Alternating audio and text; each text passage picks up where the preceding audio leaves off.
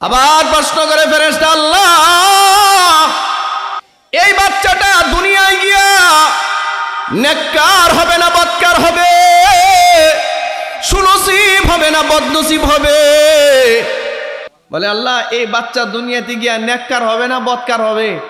এটা ইমানদার হবে না বেঈমান হবে? সুনসিব হবে না বদনসিব হবে? এই গুরুত্বপূর্ণ একটা প্রশ্ন। আল্লাহ ফেরেশতাকে বলেন, বাচ্চা নেককার হবে না বদকার হবে, এটা আমি বলার আগে, উত্তরটা আমি দেওয়ার আগে তুমি একটু দেখো তো ওর মা কি করে। তো ফেরেশতা তাকায় দেখে ওর মা ইন্ডিয়ান ল্যাংটা সিনেমা দেখতেছে, ইন্ডিয়ান মুভি দেখতেছে মা, বাচ্চা 120 দিন পেটে। দৃশ্যটা সুন্দর না? বাপ কি করে? বলে বাপ সুদ খায়, বাপ খায় সুদ, মা দেখে ইন্ডিয়ান উলঙ্গ সিনেমা। আল্লাহ বলে দে লেখা দে এটা গাঞ্জা করইব, লেখ কি হইব, লেখ এটা ইয়াবা করইব, লেখ এটা বদনসিব হবে, মা বাপকে পিটাবে। কারণ এই পিটানোটা অর্জন করছে এই মা এই বাবা। আপনারা কি কথা বুঝতেছেন? কোনো ঘটনার মূলে হাত না দিয়া উপরে পানি ঢেলে লাভ আছে? আপনারা এতক্ষণ পর্যন্ত আমার কথা বুঝে থাকলে বলুন তো, একটা বাচ্চা পেটে আসার পরে 120 দিন বয়স এবং বাচ্চাটা আসা পর্যন্ত 120 দিন বয়সে মা আর বাবার কোনো করণীয় আছে কিনা? এই মুহূর্তে মার কি করণীয় ছিল? যদি বিষয়টা এমন হতো যে ফেরেশতা তাকায় দেখতেছে মা কোরআন তেলাওয়াত করতেছে, ফেরেশতা তাকায় দেখছে মা কোরআন তেলাওয়াত করছে, হয়তো আল্লাহ বলে দিতেন লিখে দে বাচ্চাটা হাফেজ কোরআন হবে, লিখে দে, লিখে দে এটা আলেম, আলেম হবে আলেম, লিখে দে এটা আলেম যদি না হয়, এটা যদি জেনারেল লাইনে পড়াশোনা করে তারপরেও সৎ মানুষ হবে, সৎ নেককার হবে, বদকার হবে না, কোনোদিন মা বাবাকে ঘাট ধাক্কা দিয়ে ঘর থেকে বের করে দিবে না, লিখে দাও। আপনারা কি মনে করেন আলেম হাফেজরা খালি ভালো মানুষ, জেনারেল লাইনের মানুষ ভালো না? লক্ষ লক্ষ কোটি কোটি এরকম আছে যাদের তাহাজ্জুদের নামাজ কাজা হয় না। লিখে দাও এটা বদনসিব হবে না, এটা সুনসিব হবে। সুবহানাল্লাহ। আমি আপনাদের সামনে সূরা হজ্জের 5 নম্বর আয়াত তিলাওয়াত করেছি। আচ্ছা আপনারা বলেন ইসলামের বুনিয়াদ কয়টা, স্তম্ভ কয়টা? 1 কালিমা, নামাজ, রোজা, হজ, যাকাত। এই 5টা স্তম্ভের উপরে আল্লাহ সুবহানাহু ওয়া তাআলা ইসলামকে দাঁড় করিয়ে রেখেছেন। এই 5টা স্তম্ভের একটা নাম হচ্ছে হজ। কথা বলেন না কেন? এই হজ্জের নামে আল্লাহ এই সূরাটা, আমি যে সূরা তিলাওয়াত করেছি সূরার নামই সূরা হজ।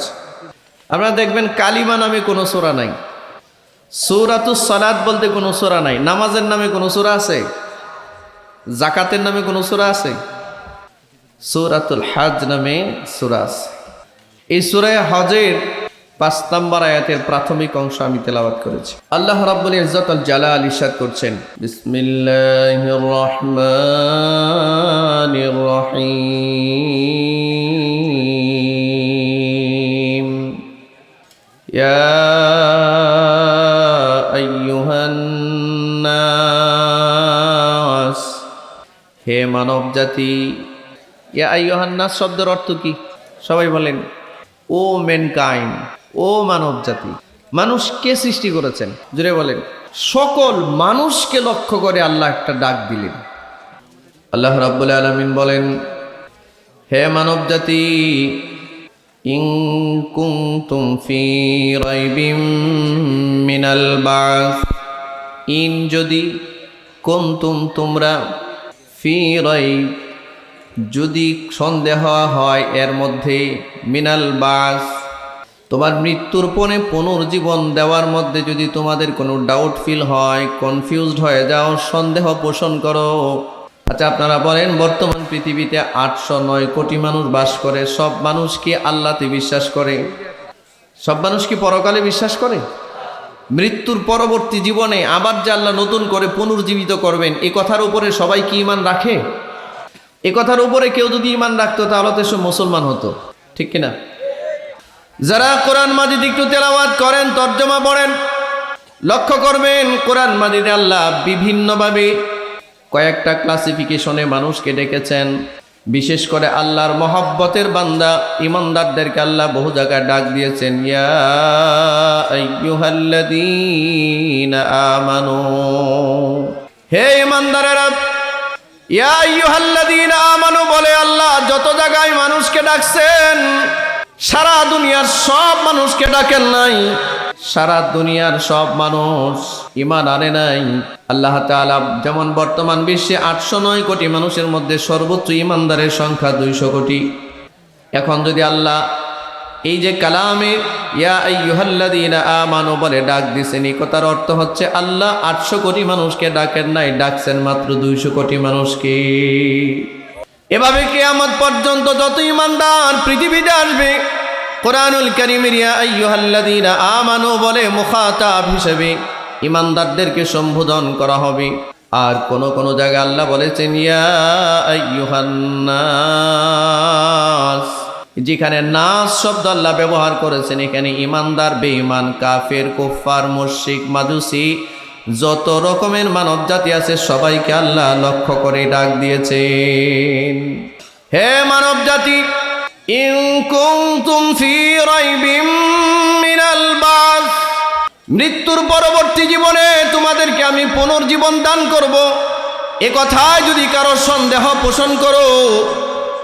আচ্ছা আপনারা বলেন, পৃথিবীর এক শ্রেণীর মানুষ আছে না যা মরার পরে পুনর্জীবন বলতে কোনো শব্দই সে বিশ্বাস করে না। এদেরকে এথিস্ট বলে, নাস্তিক বলে। কি বলে? বলে মানুষ মরার পরে আর কিছু নাই। আচ্ছা আপনারা বলেন তো মরার পরে কিছু আছে কিনা? মূল জীবন, আমাদের মূল জীবন শুরু সেখানে, ঠিক কিনা? আল্লাহ রাব্বুল আলামিন বলেন যারা মনে করে মরার পরে পুনর্জীবন আল্লাহ দিবেন না, এরকম মানুষগুলোকে আল্লাহ ডাক দিয়া বলেন তোমরা যারা মৃত্যু পরবর্তী জীবনে পুনর্জীবিত হওয়ার উপরে কনফিউজড হয়ে গেছো, সন্দেহ পোষণ করো, আমি আল্লাহ তোমাদেরকে লক্ষ্য করে ডাক দিচ্ছি। আল্লাহ বলেন আরে মৃত্যুর পরে তোমাদেরকে পুনর্জীবন দান করবো, এটা তো বহু পরের কথা, এটা সহজ বিষয়। আগে তো একটু লক্ষ্য করো, ফাইন্না খালাকনাকুম মিন তুরাব, আমি আল্লাহ তোমাদেরকে সৃষ্টি করলাম মাটির নির্যাস থেকে। আল্লাহু আকবার বলেন। মানুষকে আল্লাহ কোত্থেকে সৃষ্টি করেছেন বলেন তো? মাটির নির্যাস থেকে। কাকে সৃষ্টি করেছেন? মানুষকে। আচ্ছা প্রথম সৃষ্টিটা দুঃসাধ্য ব্যাপার, কঠিন ব্যাপার, না পুনর্জীবন দেওয়াটাকে কঠিন ব্যাপার? কোনটা? প্রথমটা কঠিন, ঠিক কিনা জোরে বলেন? কোনো প্ল্যান ছাড়া, কোনো ডিজাইনার ছাড়া প্রথম যিনি সৃষ্টি করতে পারলেন এই স্রষ্টা কি পরবর্তীতে মানব জাতিকে জীবন দিতে পারবেন না? প্রথমটা কঠিন না পরেরটা কঠিন? প্রথমটা কঠিন। এই জন্য আল্লাহ বলেছেন ফাইন্না খালাকনাকুম, আরে আমি তোমাদেরকে পুনর্বার জীবন দিতে পারবো কি পারবো না এটা তো পরের প্রশ্ন। আগে তুমি তোমার দিকে লক্ষ্য করো যে আমি আল্লাহ তোমাকে সৃষ্টি করলাম কিভাবে। মানব জাতি যদি তার সৃষ্টির উপজীব্য সম্পর্কে চিন্তা করে, অকপটে মৃত্যু পরবর্তী জীবনে বিশ্বাস করতে সে বাধ্য হবে।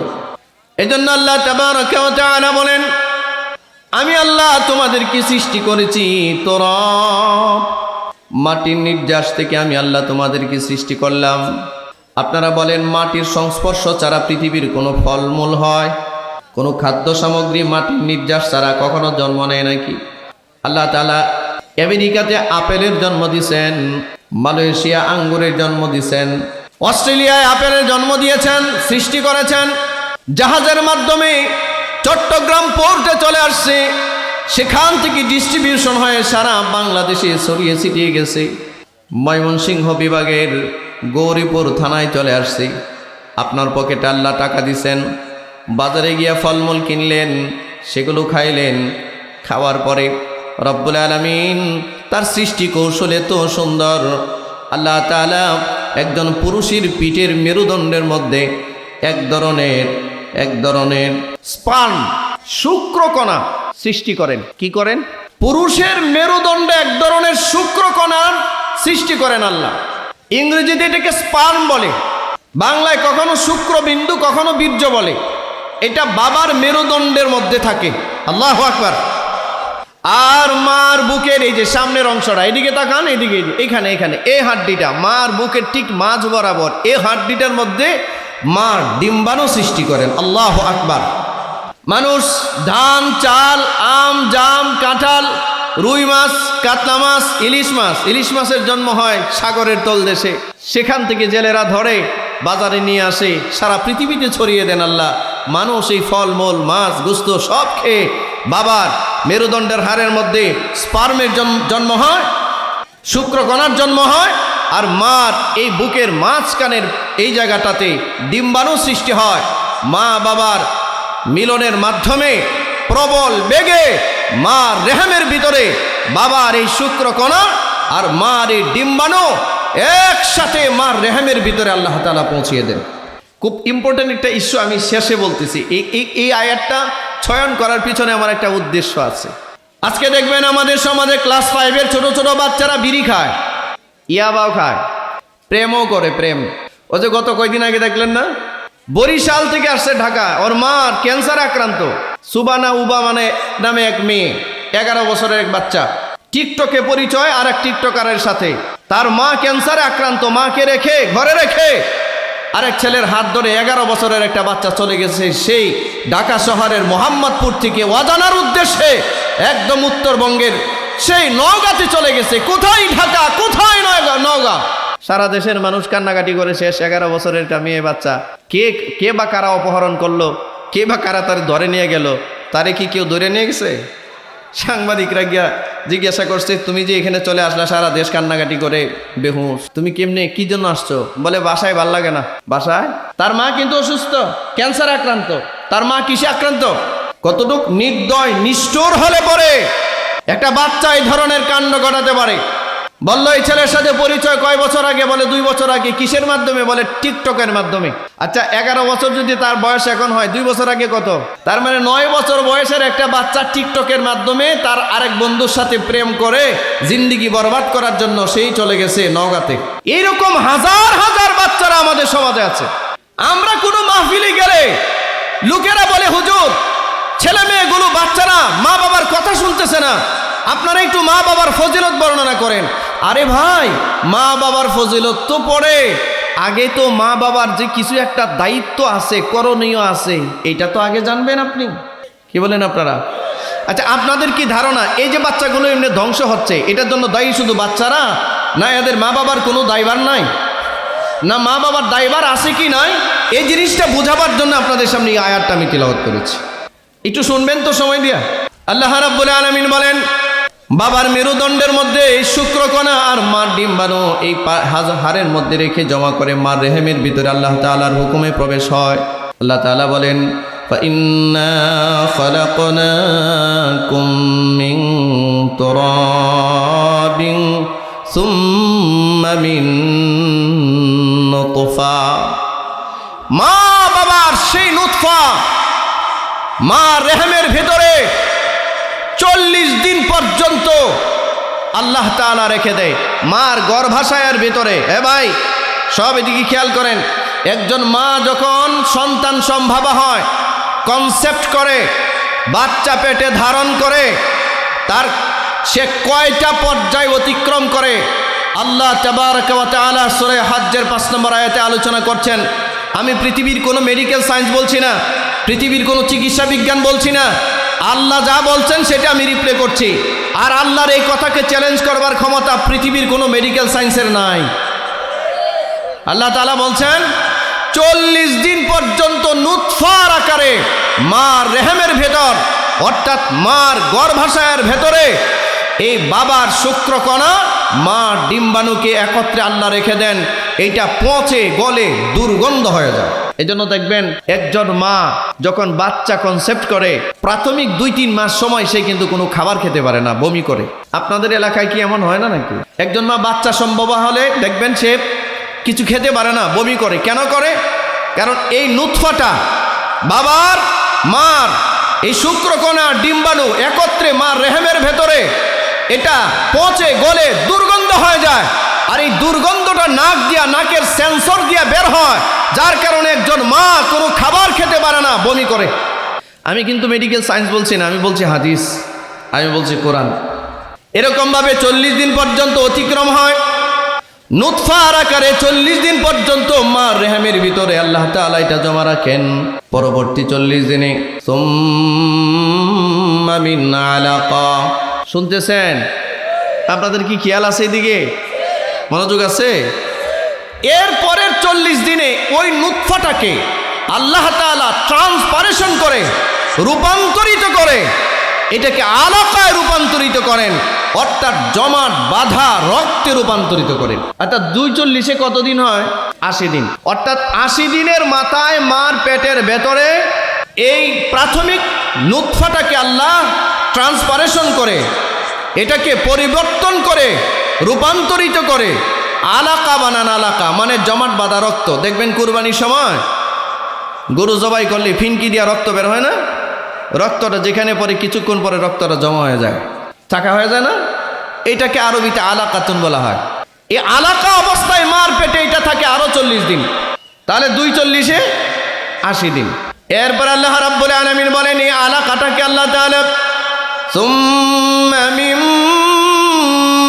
মুদগাহ, এর তৃতীয় 40 দিনে এই আলাকাটাকে আল্লাহ মুদগাতুনে রূপান্তরিত করেন। মুদগাতুন বলা হয় এক টুকরা গোশতকে। তৃতীয় 40 দিনে এই জমাট বাঁধা রক্তটাকে আল্লাহ তাআলা একটা আলাকায় এটাকে মুদগাতুনে রূপান্তরিত করেন। অর্থাৎ এটা একটা জাস্ট গোশতের টুকরা হিসেবে মার পেটের মধ্যে পড়ে থাকে।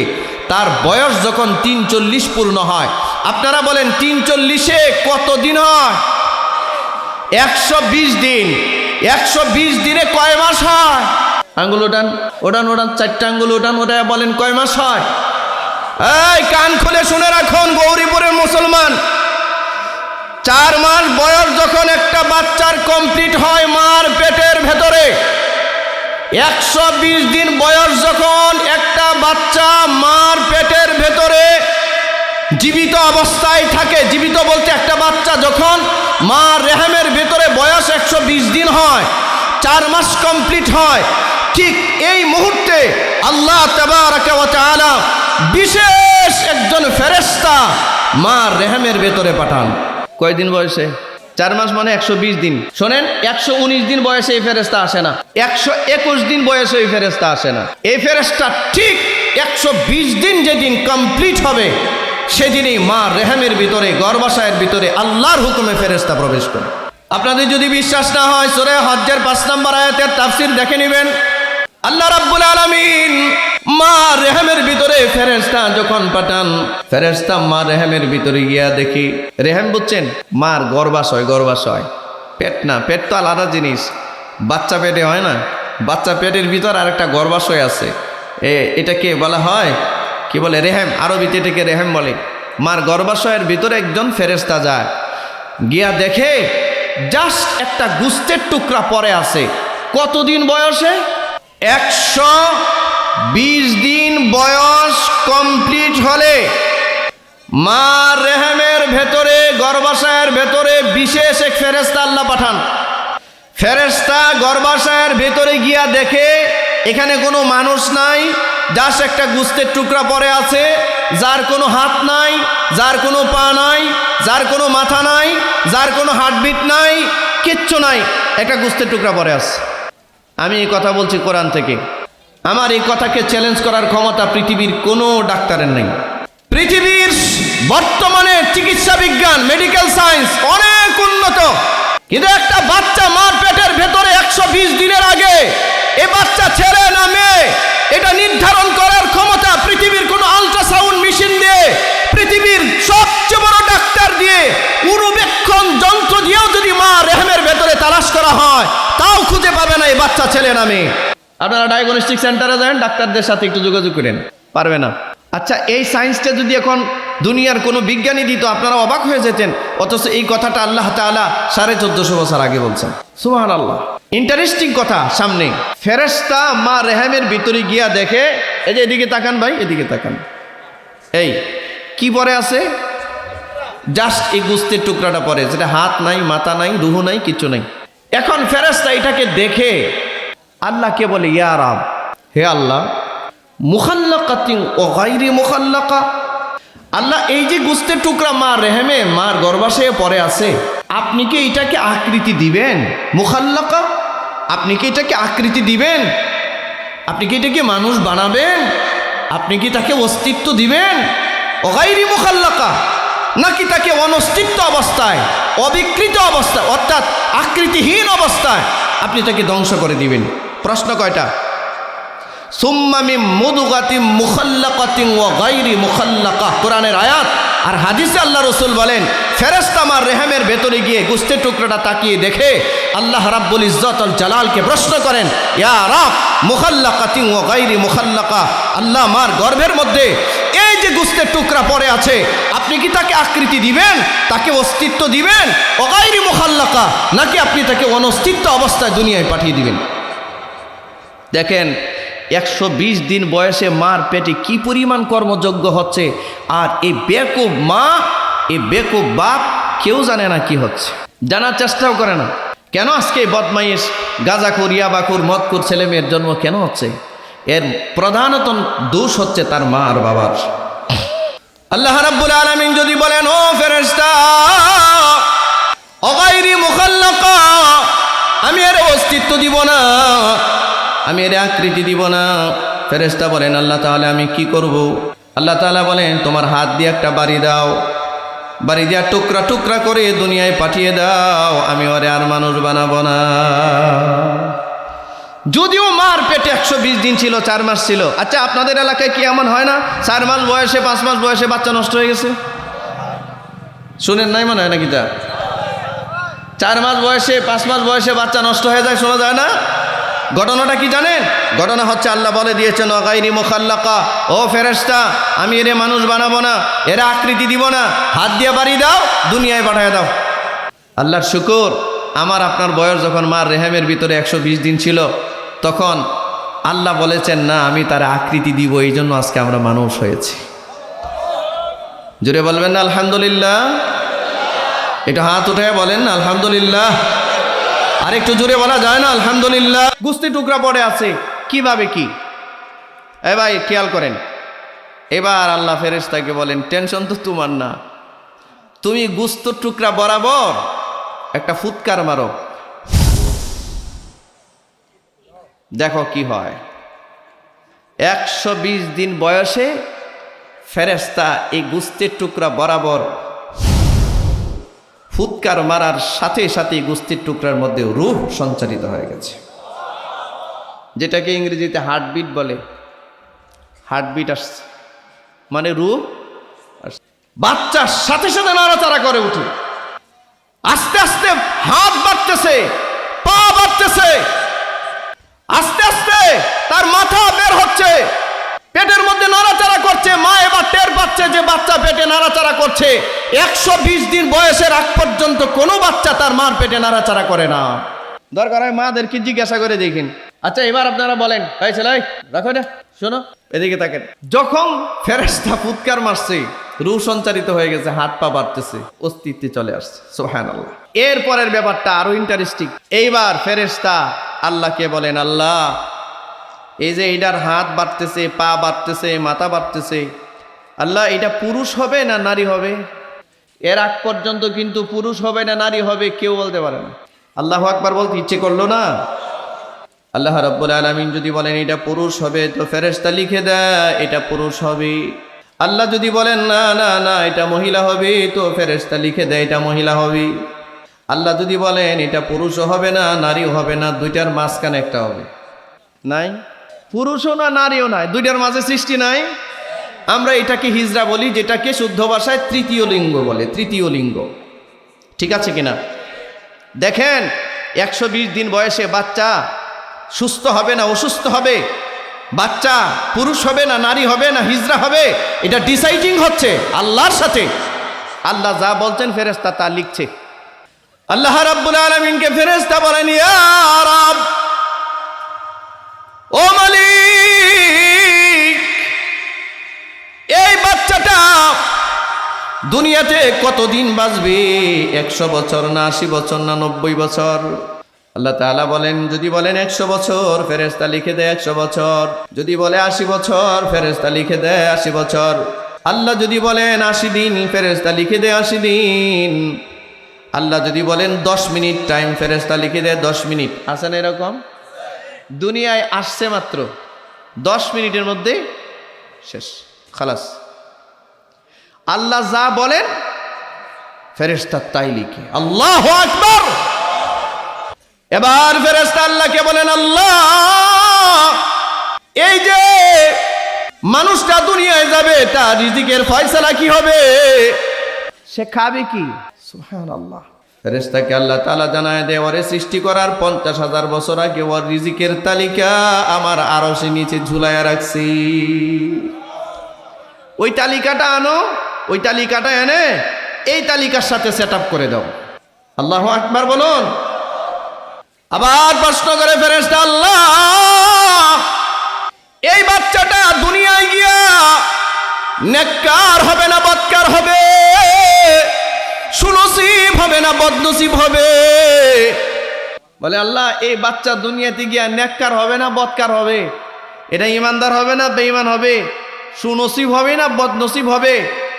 এই গুরুত্বপূর্ণ একটা প্রশ্ন।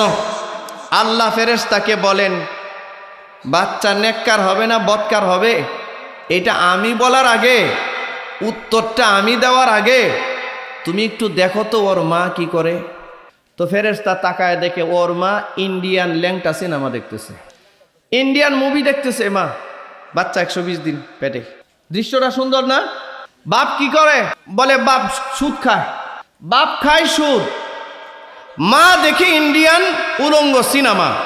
আল্লাহ বলে দে, লেখা দে এটা গাঞ্জা করইব, লেখ কি হইব, লেখ এটা ইয়াবা করইব, লেখ এটা বদনসিব হবে, মা বাপকে পিটাবে। কারণ এই পিটানোটা অর্জন করছে এই মা, এই বাবা। আপনারা কি কথা বুঝতেছেন?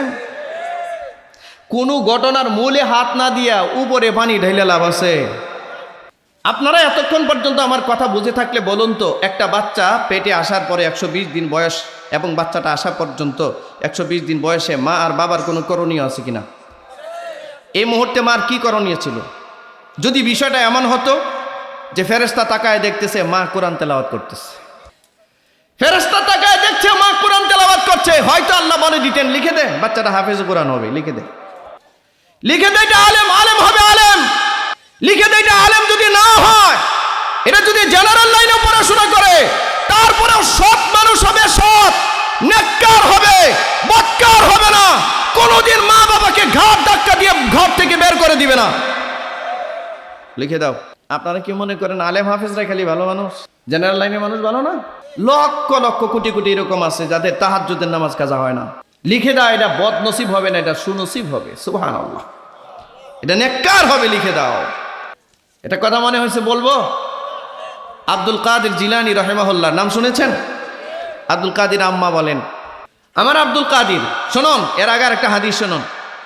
রাসূলুল্লাহ সাল্লাল্লাহু আলাইহি ওয়াসাল্লাম বলেছেন, একটা বাচ্চা পেটে নিয়ে মা যা খায়, যা বলে, যা শুনে, যা দেখে, সব কিছুর প্রতিক্রিয়া বাচ্চার উপরে পড়ে। এই গভীর মনোযোগ, বাচ্চা একটা পেটে নিয়ে মা যা খায়, যদি হালাল খায় হালালের প্রতিক্রিয়া, যদি হারাম খায় হারামের প্রতিক্রিয়া। মা যা দেখে, যদি ভালো কিছু দেখে, হালাল কিছু দেখে, হালালের প্রতিক্রিয়া, যদি হারাম দেখে হারামের প্রতিক্রিয়া। দেখেন তো আজকালকার ছোট ছোট বাচ্চাগুলোকে দুনিয়াতে আসলে, 1 মাসের বাচ্চা মোবাইল না দেখাইলে মাথা ঘুরাইয়া পড়ে যায়, খাবে না। 1 মাস 1.5 মাসের বাচ্চা, 2 মাসের বাচ্চা মোবাইল না দেখালে খাবার খায় না, মাথা ঘুরা পড়ে যায়। বোঝা গেল মোবাইল দেখার ট্রেনিংটা মার পেটের ভিতর থেকেই দিয়ে আসছে, পিএইচডি করে আসছে মার পেট থেকে। কথা বলেন, জুড়ে বলেন। কথাগুলো আপনাদের কাছে মনে হচ্ছে যেগুলো বানানো কিছু, আর আমাদের মারা কি আগ্রহ, বাচ্চা খায় না। এই জন্য দুনিয়ার যত আজে বাজে যত ছবি আছে সব ছবি দেখায় বাচ্চারে খাওয়ায়। একটা গরু খাওয়াইতেছে, বলে মোবাইল না দেখাইলে বাচ্চা খায় না। ও মা, আপনাকে বলছি, আপনার বাচ্চাকে আপনি মহব্বত করছেন না, আপনি আপনার এই বাচ্চাটাকে ধ্বংস করছেন। আপনি আমানতের খেয়ানতকারী হিসেবে হাসরের মাঠে আল্লাহর দরবারে জবাবদিহিতার কাঠগড়ায় দাঁড়াতে হবে। মানুষের পেটে ক্ষুধা লাগলে আবার মানুষ খায় না, এটার মতো মিথ্যা কথা আরো আছে নাকি? মানুষের পেটে ক্ষুধা লাগলে মানুষ লোহা খাওয়া শুরু করে, মানুষের পেটে ক্ষুধা লাগলে নিজের শরীরের গোশত নিজে খাওয়া শুরু করে। 1 ঘন্টা 2 ঘন্টা 3 ঘন্টা 5 ঘন্টা একদিন না খাওয়া রাখেন, ফালা রাখেন, ক্ষুধার জ্বালায় যখন চিৎকার করবে তখন খাবার দিবেন, সোজা হয়ে যাবে, আলিফের মতো সোজা হয়ে যাবে, ঠিক কিনা? আর আপনি উলঙ্গ সিনেমা কার্টুন মাটুন দেখায়া বাচ্চা খাওয়ান, আপনি কত আদর্শ মা, আপনার মতো ঘৃণিত মা এই দুনিয়াতে আর নাই। আপনি আপনার সন্তানের উপকার করছেন না, আপনার সন্তানের ধ্বংস টেনে আনছেন আপনি। মুসলমান ভাইয়েরা আমার, আব্দুল কাদের জিলানী রাহিমাহুল্লাহর আম্মা বলেন, আমার আব্দুল কাদের পেটে আসার পর থেকে নিয়ে আমি এর আগেও এবং এর পরেও কোনোদিন আমার এই চোখ হারাম কিছু দেখে নাই। আমার আব্দুল কাদের পেটে আসার পরে কোনোদিন আমি কারো গীবত করি নাই, কেউ আমার কাছেও কোনো গীবত করতে পারি নাই। আমি কারো গীবত বলিও নাই, কেউ আমার কাছেও কারো গীবত বলতে পারে নাই। আর আমাদের দেশের মহিলাগুলোর দিকে তাকায় দেখেন, বাচ্চা একটা পেটে আসলে জামাইরে বলে, এখন তো বাচ্চা পেটে আসছে, হাট বাজারে যাইতে পারি না, হাঁটতে পারি না, আমারে একটা লম্বা বড় টেলিভিশন কিনে দাও। কথা বলেন না কেন? আমার ঘরের মধ্যে ওয়াইফাই লাইন এনে দাও, মানে শয়তান সুজাইন না কানেকশন দাও আমার সাথে। আমি যেন বাচ্চা পেটে নিয়ে কি করব, বাইরে যেতে পারি না। আমি যেন উলঙ্গ সিনেমা দেখে দেখে অটোমেটিক আমার পেটের বাচ্চাটারে একটা অরিজিনাল শয়তান বানাইতে পারি। আপনি হাসেন আর কান্দেন না আপনার ব্যাপার, কিন্তু কথাগুলো কি পরিমাণ জরুরি আমি বুঝাইতে পারতেছি না হয়তো আপনাদের। নির্লজ্জ বেহায়া মহিলা, বাচ্চা খালি জন্ম দিলে হয়, বাচ্চা পেটে আসলে বাবারও দায়িত্ব, মারও দায়িত্ব। বাবা যেন 1 টাকার কোনো হারাম খাবার ঘরে না আনে, মা যেন হারাম কোনো কথা না বলে, হারাম কোনো খাবার না খায়, হারাম কোনো দৃশ্য না দেখে, মা যেন মার দ্বারায় মা এমন কোনো অশ্লীল কাজ না করে যেই কাজের কারণে বাচ্চা ক্ষতিগ্রস্ত হচ্ছে, বাচ্চা এফেক্টেড হচ্ছে পেটের মধ্যে। মুসলমান ভাইয়েরা আমার, আব্দুল কাদের জিলানী রহমতুল্লাহি আলাইহির আম্মা বলেন, আমার আব্দুল কাদের ভূমিষ্ঠ হওয়ার পরেও, জরুরি একটা কথা শুনেন, কি বলে আব্দুল কাদের জিলানীর মা? বলে, আমার আব্দুল কাদের ভূমিষ্ঠ হওয়ার পরেও যতদিন আমার বুকের দুধ পান করেছে, আমি কোনোদিন আমার আব্দুল কাদের রে ওজু সারা 1 ফোঁটা দুধও পান করাই নাই। আচ্ছা, এই জামানার এই অশ্লীল মহিলারা এটা ভাবতে পারে? আব্দুল কাদের জিলানীর আম্মা বলেন, আমার আব্দুল কাদিরে যে আমি আমার বুকের দুধ পান করাইছি, কোনদিন ওযু সারা পবিত্রতা সারা আমার আব্দুল কাদিরকে আমি 1 ফোঁটা দুধও পান করাই নাই।